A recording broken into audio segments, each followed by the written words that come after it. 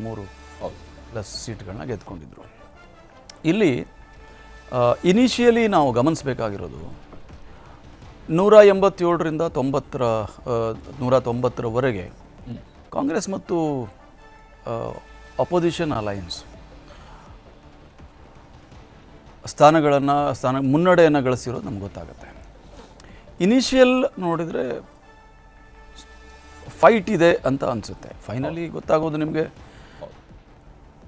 ಅಂತಿಮ ರಿಸಲ್ಟ್ ಗೊತ್ತಾದಾಗ ಯಾರು ಎಷ್ಟು ಏನು ಅನ್ನುವಂಥದ್ದು. ಇನಿಷಿಯಲ್ ನೋಡುವಂಥದ್ದು ಕರ್ನಾಟಕದಲ್ಲೂ ಕೂಡ ಕಾಂಗ್ರೆಸ್ ಕಳೆದ ಬಾರಿ ಕೇವಲ ಗೆದ್ದಿದ್ದು ಒಂದೇ ಒಂದು ಸ್ಥಾನ, JDS 1, BJP 25, ಪಕ್ಷೇತರ 1 ಕರ್ನಾಟಕದಲ್ಲಿ ಗೆದ್ದಿರೋದು. ಈ ಬಾರಿ 8ರಿಂದ 9 ಕ್ಷೇತ್ರಗಳಲ್ಲಿ ಹಾವು ಏಣಿಯ ಆಟವನ್ನು ನಾವು ನೋಡ್ತಾ ಇದ್ದೀವಿ.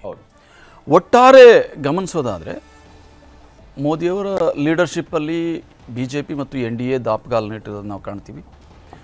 ಅಂತಿಮ ಫಲಿತಾಂಶ ಬಂದಾಗ ನಮಗೆ 73 ಪ್ಲಸ್ ಸೀಟ್ಗಳನ್ನ ಗೆದ್ಕೊಂಡಿದ್ರು. ಇಲ್ಲಿ ಇನಿಷಿಯಲಿ ನಾವು ಗಮನಿಸಬೇಕಾಗಿರೋದು 187ರಿಂದ 190ರವರೆಗೆ ಕಾಂಗ್ರೆಸ್ ಮತ್ತು ಅಪೋಸಿಷನ್ ಅಲಯನ್ಸ್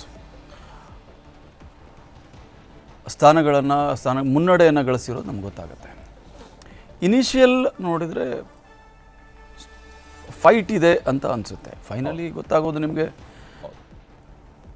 ಅಂತಿಮ ರಿಸಲ್ಟ್ ಗೊತ್ತಾದಾಗ ಯಾರು ಎಷ್ಟು ಏನು ಅನ್ನುವಂಥದ್ದು. ಇನಿಷಿಯಲ್ ನೋಡುವಂಥದ್ದು ಕರ್ನಾಟಕದಲ್ಲೂ ಕೂಡ ಕಾಂಗ್ರೆಸ್ ಕಳೆದ ಬಾರಿ ಕೇವಲ ಗೆದ್ದಿದ್ದು ಒಂದೇ ಒಂದು ಸ್ಥಾನ, JDS 1, BJP 25, ಪಕ್ಷೇತರ 1 ಕರ್ನಾಟಕದಲ್ಲಿ ಗೆದ್ದಿರೋದು. ಈ ಬಾರಿ 8ರಿಂದ 9 ಕ್ಷೇತ್ರಗಳಲ್ಲಿ ಹಾವು ಏಣಿಯ ಆಟವನ್ನು ನಾವು ನೋಡ್ತಾ ಇದ್ದೀವಿ. ಒಟ್ಟಾರೆ ಗಮನಿಸೋದಾದರೆ ಮೋದಿಯವರ ಲೀಡರ್ಶಿಪ್ಪಲ್ಲಿ BJP ಮತ್ತು NDA ದಾಪುಗಾಲನ್ನ ಇಟ್ಟಿರೋದು ನಾವು ಕಾಣ್ತೀವಿ. ಅಂತಿಮ ಫಲಿತಾಂಶ ಬಂದಾಗ ನಮಗೆ 73 ಪ್ಲಸ್ ಸೀಟ್ಗಳನ್ನ ಗೆದ್ಕೊಂಡಿದ್ರು. ಇಲ್ಲಿ ಇನಿಷಿಯಲಿ ನಾವು ಗಮನಿಸಬೇಕಾಗಿರೋದು 187ರಿಂದ 190ರವರೆಗೆ ಕಾಂಗ್ರೆಸ್ ಮತ್ತು ಅಪೋಸಿಷನ್ ಅಲಯನ್ಸ್ ಮುನ್ನಡೆಯನ್ನು ಗಳಿಸಿರೋದು ನಮ್ಗೆ ಗೊತ್ತಾಗುತ್ತೆ. ಇನಿಷಿಯಲ್ ನೋಡಿದರೆ ಫೈಟ್ ಇದೆ ಅಂತ ಅನಿಸುತ್ತೆ. ಫೈನಲಿ ಗೊತ್ತಾಗೋದು ನಿಮಗೆ